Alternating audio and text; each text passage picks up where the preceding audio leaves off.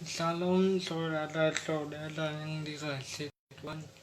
Berjumpa lagi dalam program Extending Grace menyebarluaskan kasih karunia bersama saya Pastor Adi Jona Alfredo, sarjana teologi. Pada kesempatan pagi ini saya akan menyampaikan Injil Kristus mengenai eskatologi akhir zaman, tentang kedatangan Yesus kedua kali dengan tema menyongsong hari Tuhan, welcoming the day of the Lord. Ya, welcoming the day of the Lord. Hari Tuhan adalah sebuah istilah atau tema di dalam Alkitab kita, baik dalam Perjanjian Lama, yaitu bahasa Ibrani-nya adalah Yom Yehovah. Dalam bahasa Perjanjian Baru, ya, dalam kitab Perjanjian Baru, bahasa Yunani ialah Imela Kulian, di mana saat matahari menjadi gelap gulita dan bulan menjadi darah sebelum datangnya hari Tuhan yang hebat itu telah dinubuatkan tentang hari Tuhan di Melakulion. Di dalam Perjanjian Lama, di kitab Yoel pasal 12 ayat 31, ya, dan digenapi di dalam Perjanjian Baru Kisah Para Rasul 2 ayat 20. Kita buka dulu kitab Yoel pasal 2 ayat 21. Apa kata firman Tuhan? Yoel pasal 2 ayat 21. Ya. Demikianlah firman Tuhan di kitab Yoel pasal 2 ayat 21.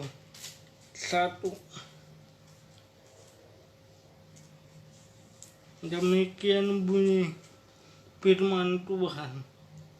Jangan takut, hai tanah, bersorak-sorailah dan bersukacitalah, sebab sungguh dahsyat yang dilakukan Tuhan. Maaf,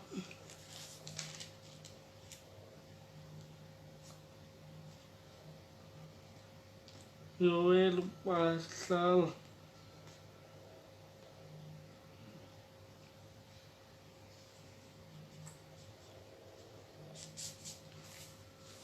Kisah Para Rasul, coba kita buka pasal 2 ayat 20. Kisah Para Rasul 2 ayat 20 tentang hari Tuhan.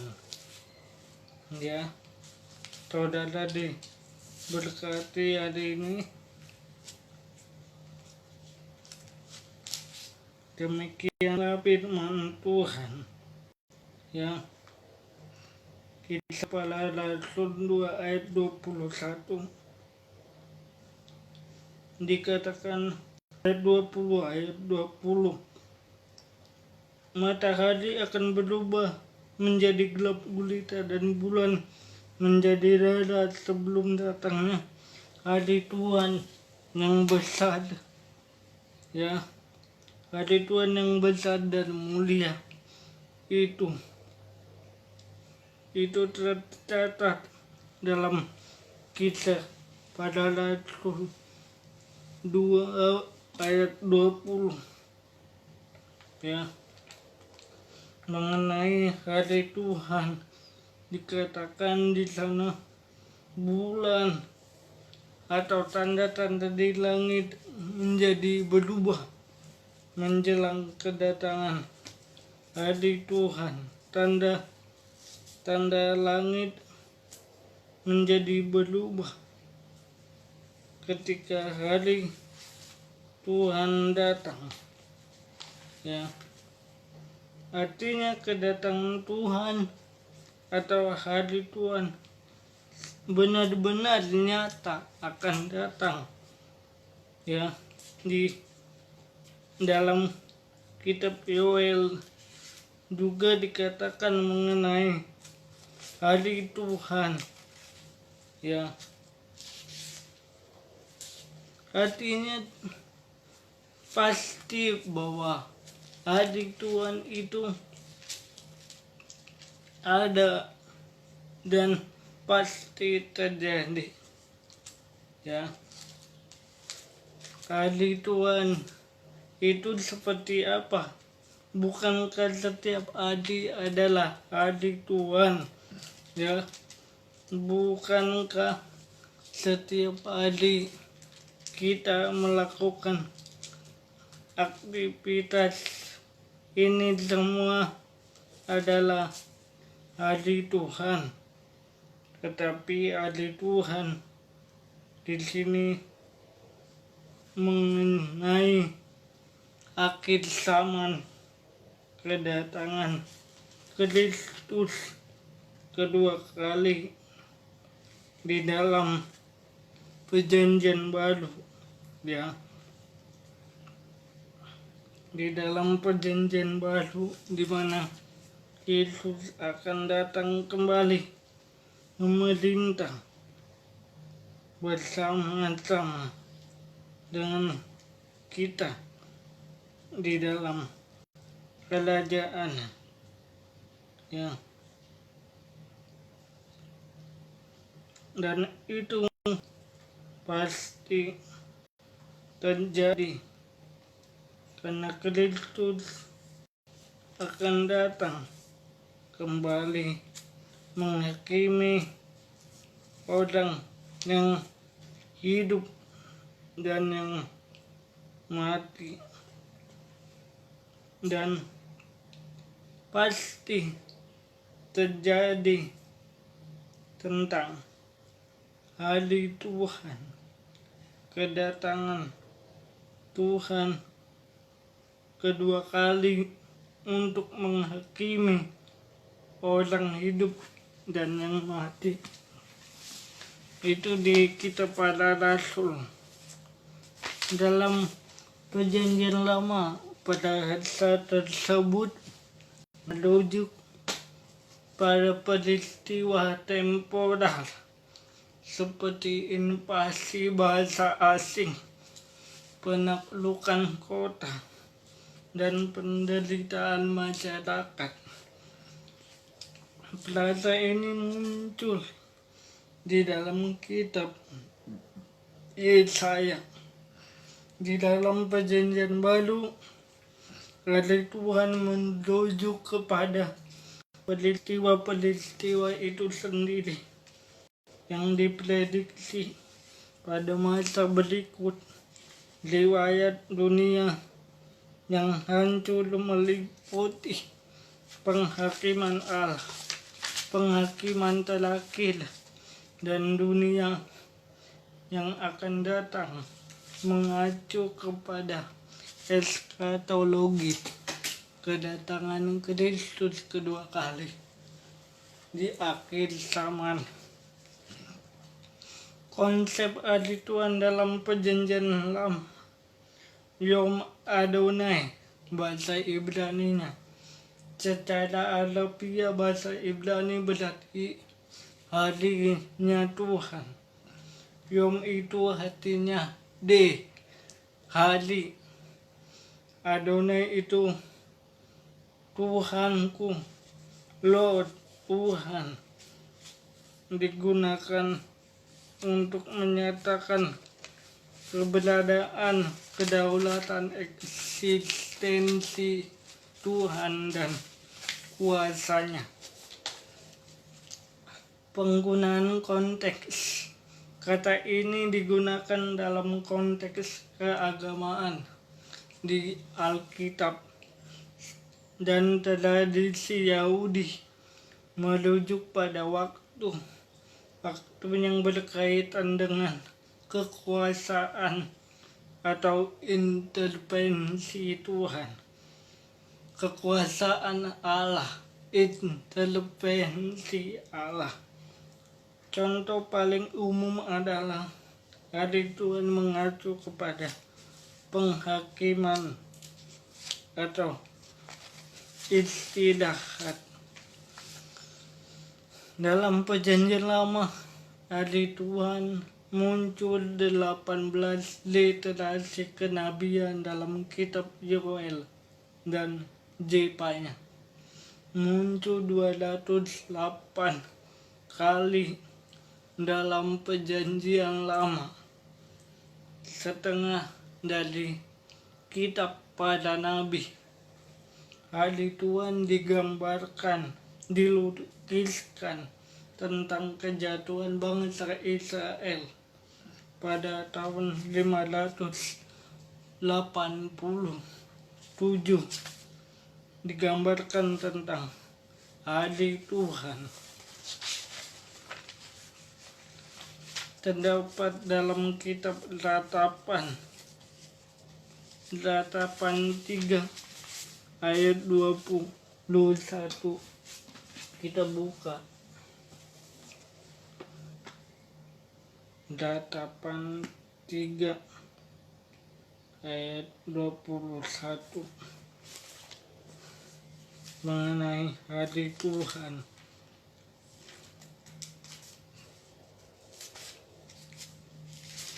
Ratapan 3 ayat 21.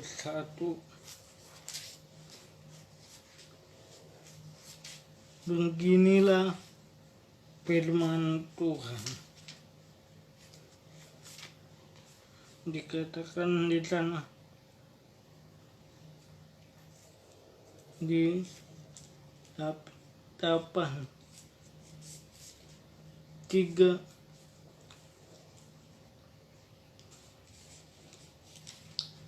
ayat 21.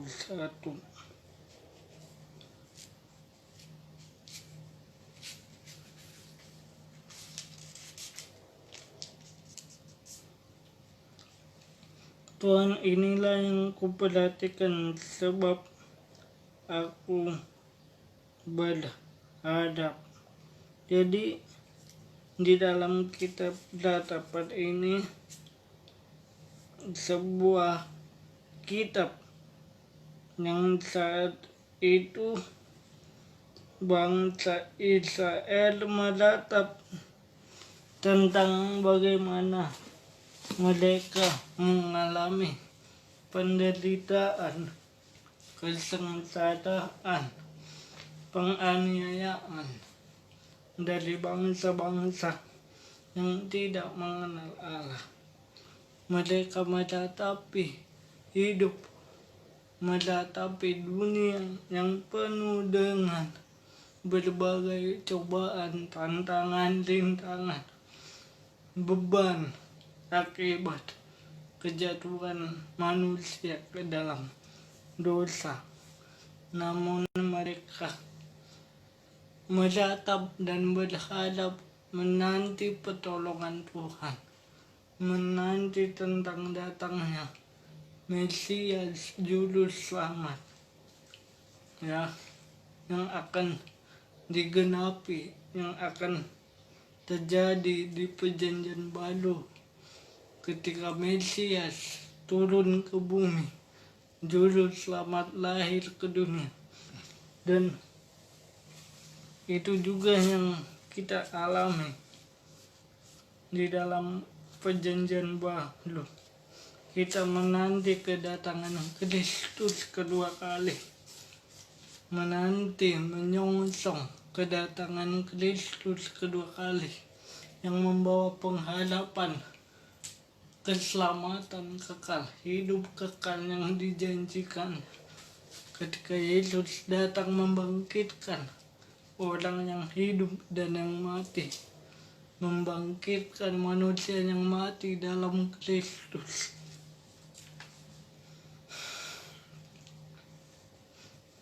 Ya, Yesaya juga menggambarkan mengenai peristiwa kejatuhan Babel di Yesaya 13 ayat 13, melambangkan bahwa Tuhan sudah dekat, bahkan akan datang segera.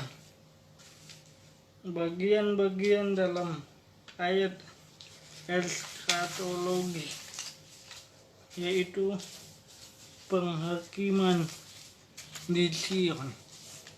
Yesaya pasal 2 ya. Yesaya pasal 2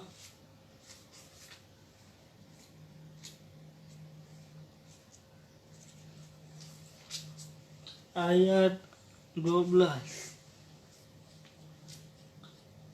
Yesaya pasal 2 ayat 12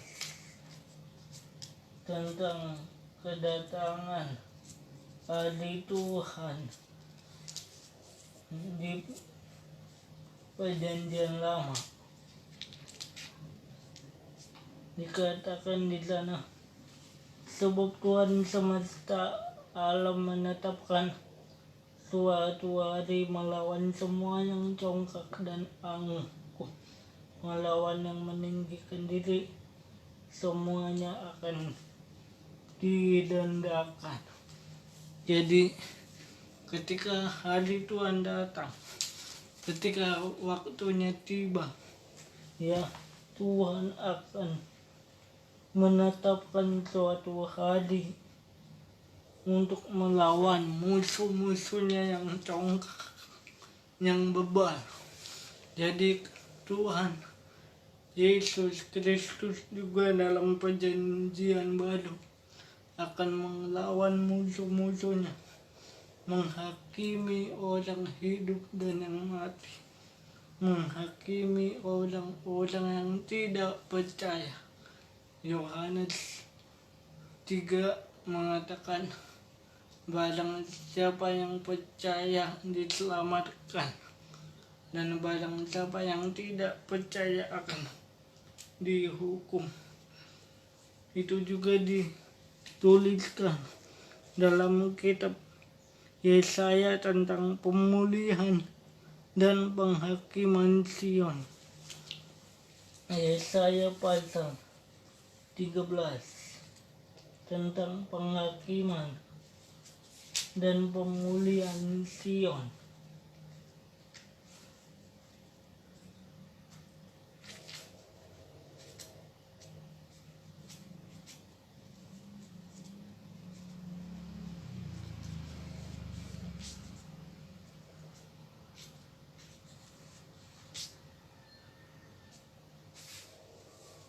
Dikatakan, menataplah sebab hari Tuhan sudah dekat, datangnya sebagai kuasa pemusnahan dari Yang Maha Kuasa. Sebab itu setiap tangan akan menjadi lemah lesu, setiap hati manusia akan menjadi ciut, dan mereka akan terkejut. Mereka terkena sakit mulas dan bersalin. Mereka akan menggeliat kesakitan seperti perempuan yang melahirkan. Mereka akan berpandangan dengan darah di muka mereka seperti kena demam. Ya, sungguh hari Tuhan datang dengan bengis, dengan geram, dan dengan murka yang menyala-nyala untuk membuat bumi sunyi sepi ketika ia memusnahkan orang berdosa. Sebab bintang-bintang dan gugutan di langit tidak akan memancar cahayanya. Matahari akan menjadi gelap pada saat terbit dan bulan tidak akan memancarkan sinarnya. Kepada dunia akan kubalaskan kejahatan, kepada orang fasik kesalahan mereka. Kesombongan orang angkuh akan kuhentikan, dan kecongkakan orang lalim akan kupatahkan. Aku akan membuat orang lebih jarang dari emas murni, dan manusia lebih langka dari emas Ofir. Sebab itu aku akan membuat langit gemetar, dan bumi pun berguncang lepas dari tempatnya. Jadi yang pertama, Tuhan akan menghakimi dan memulihkan Sion. Siapakah Sion itu? Yaitu kita, orang-orang percaya, orang-orang yang telah lahir baru terima Yesus sebagai juru selamat. Kita adalah Sion, kota Allah itu sendiri. Sion yang telah menerima janji keselamatan. Dan Tuhan juga akan menghakimi, menghukum orang-orang yang tidak percaya pada saat dia datang. Harinya Tuhan datang. Hari Tuhan itu adalah hari pembalasan Tuhan. Yeremia 46 ayat 10. Yeremia 46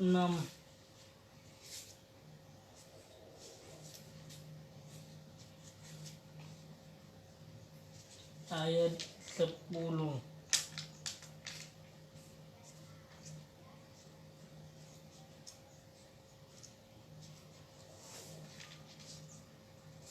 Demikian firman Tuhan. Hari itu hari Tuhan Allah semesta alam, hari pembalasan untuk melakukan pembalasan kepada pada lawannya.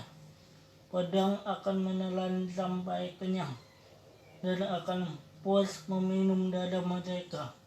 Sebab Tuhan Allah semesta alam mengadakan penyembelihan kurban di tanah utara dekat sungai Efrat. Ya, jadi menurut kitab Yeremia, hari Tuhan itu Tuhan akan membalas pada musuh-musuhnya, lawan-lawannya yang tidak mau mengikut perintahnya, tidak mau mengikut ajarannya, tidak percaya akan kedatangan Mesias Sang Juru Selamat yang telah lahir, mati, dan bangkit pada hari ketiga. Ketika hari Tuhan itu adalah hari penghukuman di Yeskiel pasal 30. Ya. Yeskiel pasal 30. Jadi Tuhan akan menghukum, menghadik musuh-musuhnya, orang-orang yang tidak percaya. Hari itu sudah dekat, hari Tuhan sudah dekat, hari berawan gelap. Itulah atas saat bangsa-bangsa ini mengenai hukuman di Mesir.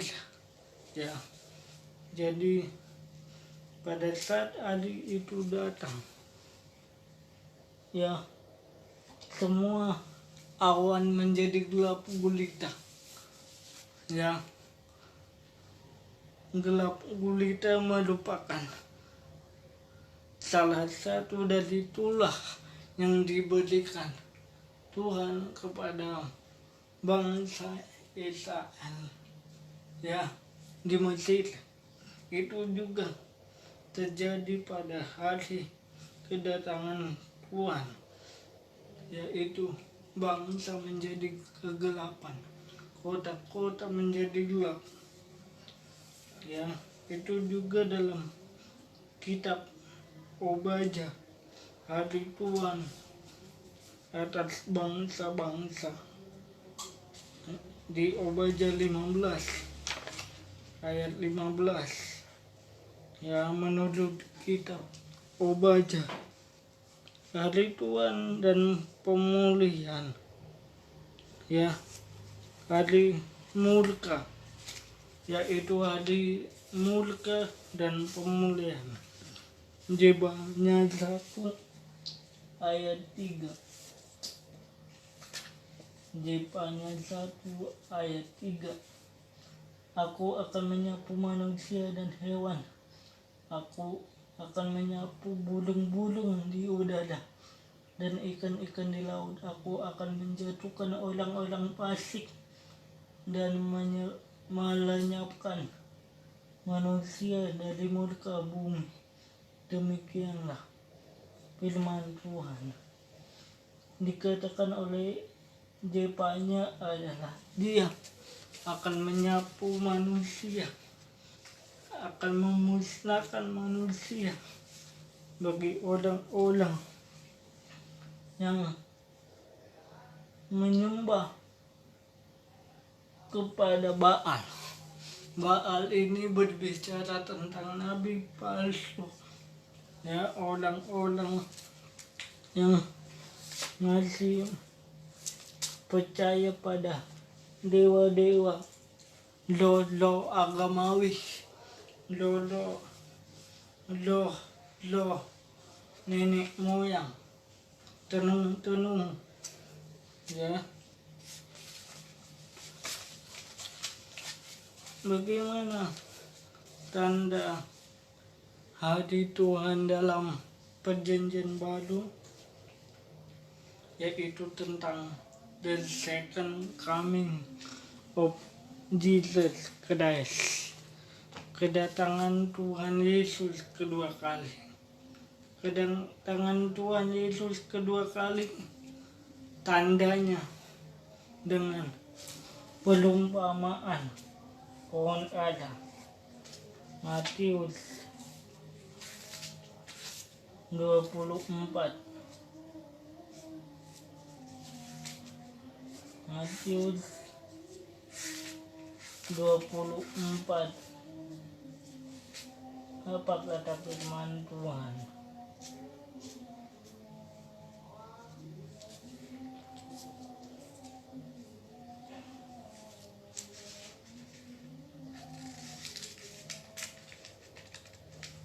Matius pasal 24 ayat 31.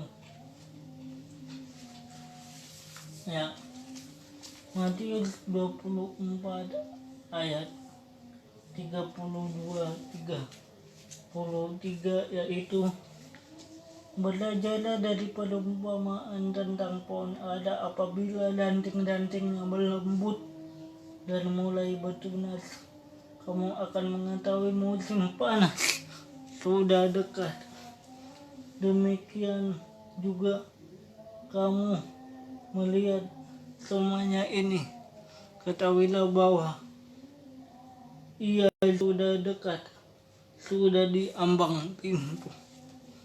Jadi kedatangan Kristus sudah dekat, sudah di ambang pintu. Ya, penulis ini bernama Matius. Matius mengucapkan, ya, salah satu murid Tuhan Yesus Kristus. Dia menulis kitab Matius sekitar 70-80 Masehi. setelah hancurnya bait suci di Yerusalem. Ya, maka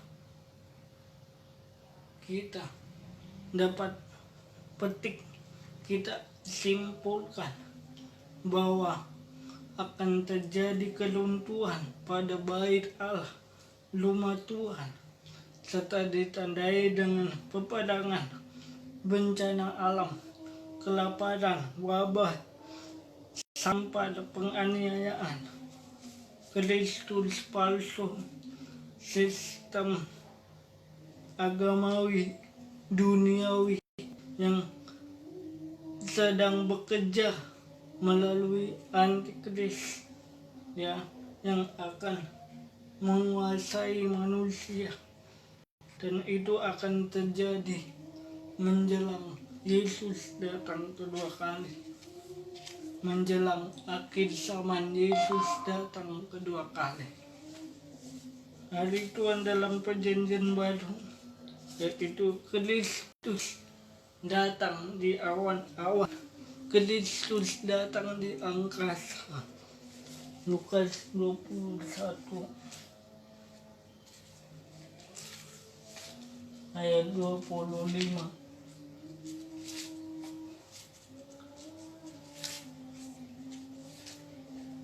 Lukas 21 ayat 25 27.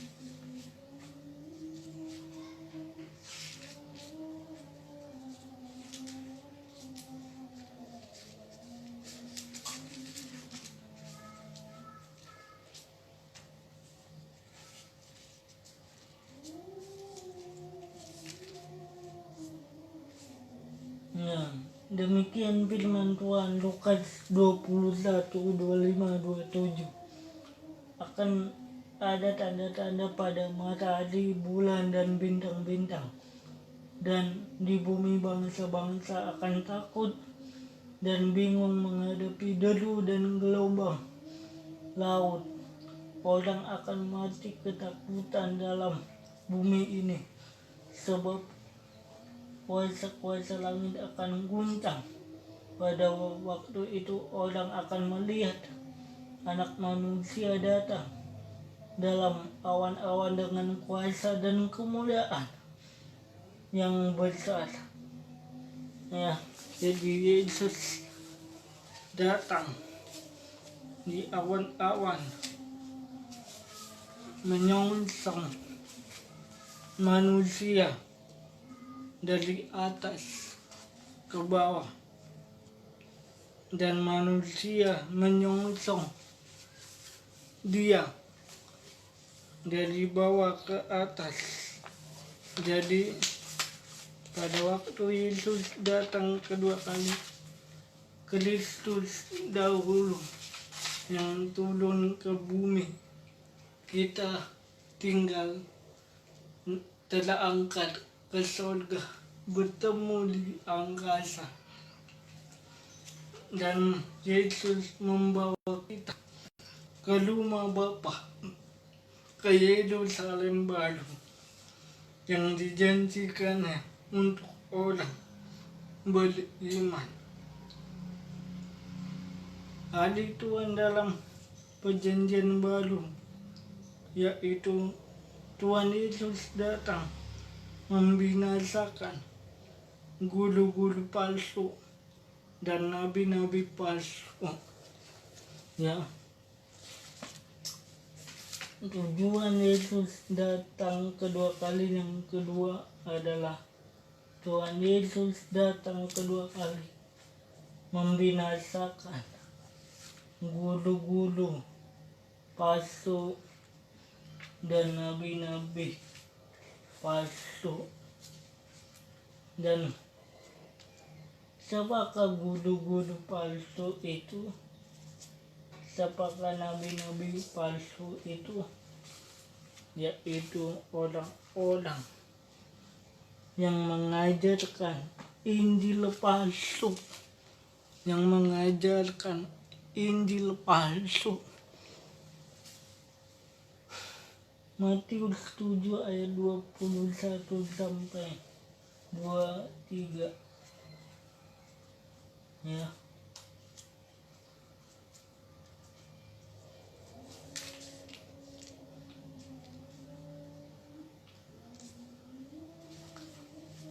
Ya.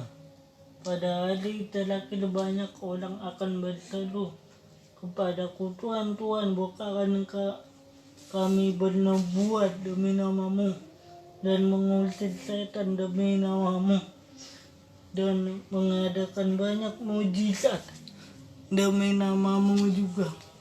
Pada waktu itulah aku akan berterus terang kepada mereka dan berkata, ya, aku tidak pernah mengenal kamu, nyala dari hadapanku, hai kamu yang melanggar perintah Allah. Dalam terjemahan baru 2, kalau dalam terjemahan baru 1, hanyalah engkau pembuat kejahatan. Siapakah itu pembuat kejahatan?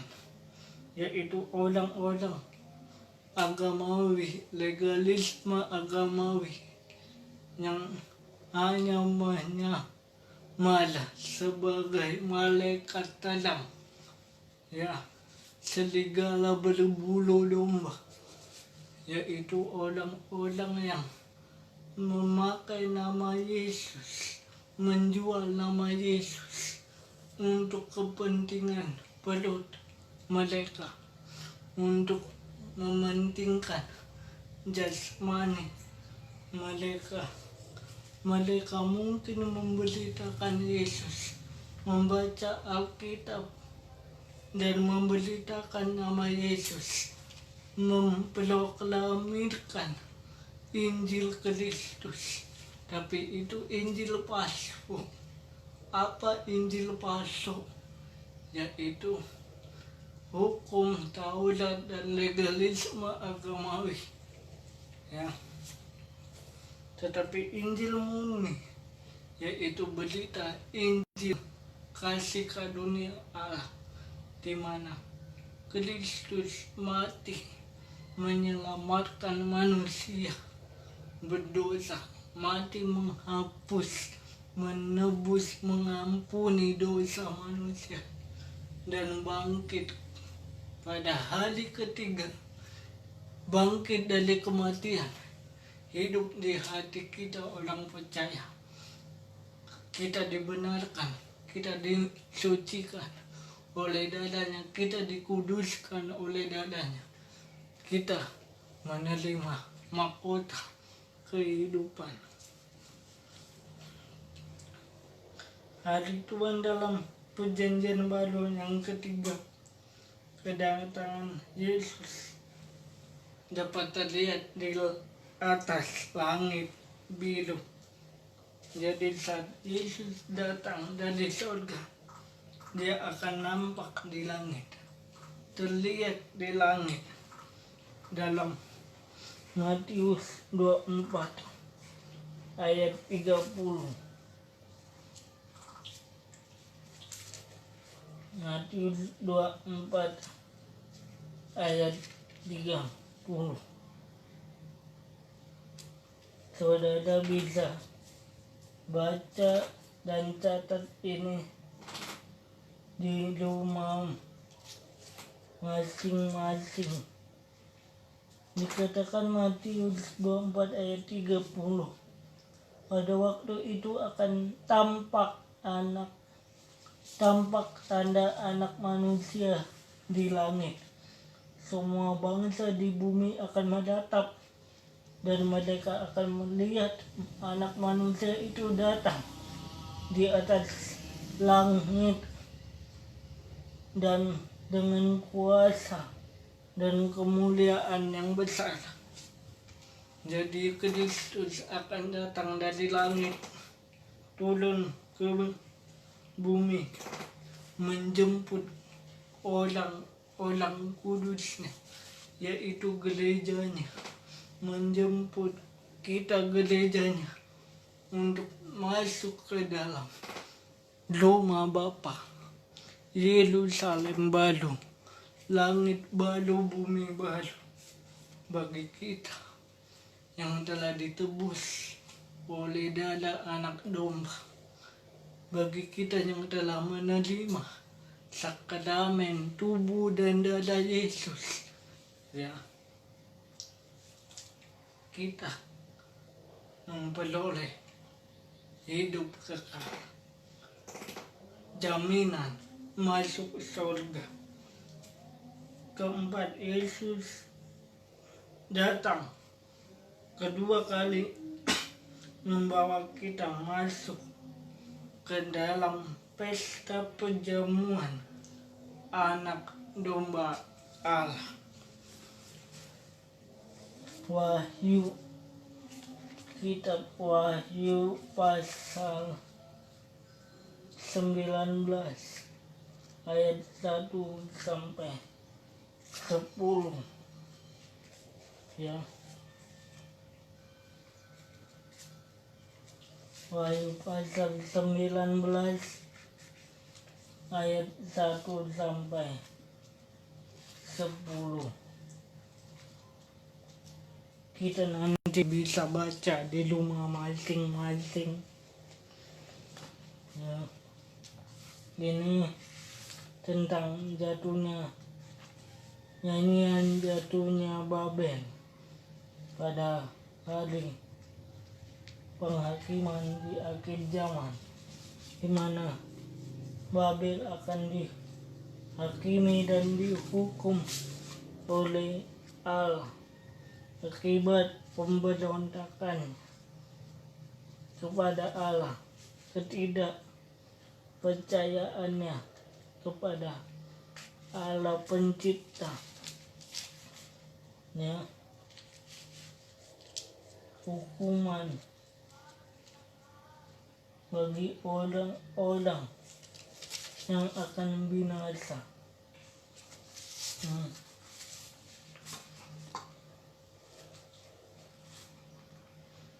Yang kita langsung pada ayat 9 sampai 10. Kita langsung pada ayat 9 dan 10 dalam Wahyu pasal 19. Lalu ia berkata kepadaku, tuliskanlah, berbahagialah mereka yang diundang ke perjamuan kawin anak domba. Katanya lagi kepadaku, perkataan ini benar, perkataan dari Allah. Aku pun sujud di depan kakinya untuk menyembah Dia. Tetapi ia berkata kepadaku, janganlah berbuat demikian, aku adalah hamba sama dengan engkau dan saudara-saudaramu yang memiliki kesaksian. Yesus sembahlah Allah, sebab kesaksian Yesus adalah roh nubuat.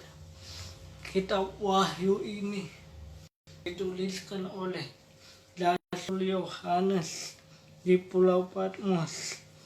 Dia melihat penglihatan bagaimana situasi, kondisi, keadaan waktu Yesus datang kedua kali. Kristus akan datang menjadi mempelai pria untuk menjemput kita, mempelai wanita, yaitu gerejanya yang telah ditebus oleh darahnya sendiri. Kita akan masuk ke Yerusalem baru, masuk ke dalam kerajaan surga, mengikuti pesta perjamuan anak domba Allah di kekekalan, sehingga setiap kita yang percaya kepadanya beroleh hidup yang kekal, ya. Dan yang terakhir,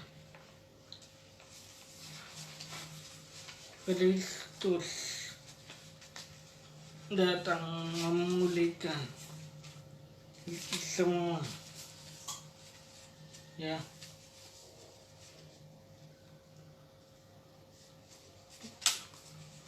Hari Tuhan datang dalam perjanjian baru adalah Kristus akan memulihkan bangsa Israel. Saat Yesus datang kedua kali dalam perjanjian baru, saat Yesus datang kembali kedua kali, dia akan memulihkan Israel supaya Israel tunduk pada Yesus dan seluruh dunia. Makna teologisnya dalam kita pada Rasul ayat 6 dan 7 pasal 1 adalah pemulihan Israel dalam rencana Allah di akhir zaman. Ya, kita tahu saat ini Israel dalam keadaan situasi negatif, perang di mana-mana, ya, terjadi pembunuhan di mana-mana, saling serang menyerang, dan itu dikerjakan oleh si jahat untuk menghancurkan umat Allah, ya. Di kitab Matius pasal 24 sudah dinubuatkan akan ada peperangan demi peperangan di bumi, di setiap kota. Tapi ketika Yesus datang memulihkan dunia, merestorasi dunia, kita yang percaya pasti menerima hidup kekal, jaminan keselamatan Allah di dalam kekekalan bersama Yesus di surga. Bagaimana menyongsong hari Tuhan di akhir zaman? Nah, ini nih. Bagaimana menyongsong kedatangan Tuhan Yesus di akhir zaman? Matius pasal 24 ayat 31. Ia akan mengutus malaikat-malaikatnya yang dengan bunyi sangkakala yang dahsyat akan mengumpulkan orang-orang pilihannya dari keempat penjuru bumi, dari ujung langit yang satu ke ujung langit yang lain, yaitu bagaimana kita menyongsong hari Tuhan. Ayat 32, ya, di Matius pasal 24 ayat 32.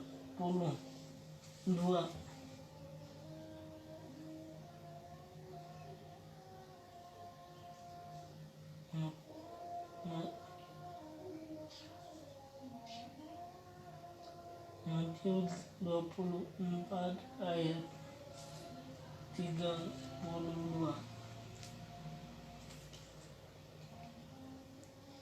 Nah, demikian juga jika kamu melihat temannya itu, ketahuilah bahwa waktunya sudah dekat, sudah diambang pintu. Jadi Tuhan mau kita berjaga-jaga dalam menanti kedatangan Yesus kedua kali. Tuhan mau kita berjaga-jaga menanti kedatangan Kristus kedua kali. Waspada, jangan kita disesatkan oleh ilah-ilah zaman ini, dan ketahuilah bahwa kerajaan Allah telah dekat. Ya, itu dalam Matius pasal 24 ayat 31.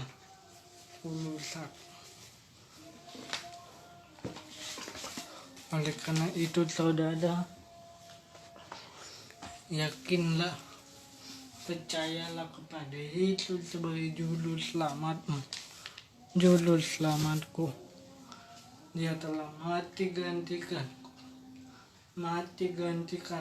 saudara dan saya, bangkit dan hidup di dalam kita, dan kita pasti diselamatkan, kita pasti diampuni, kita pasti diberkati oleh kekayaan kasih karunia-Nya.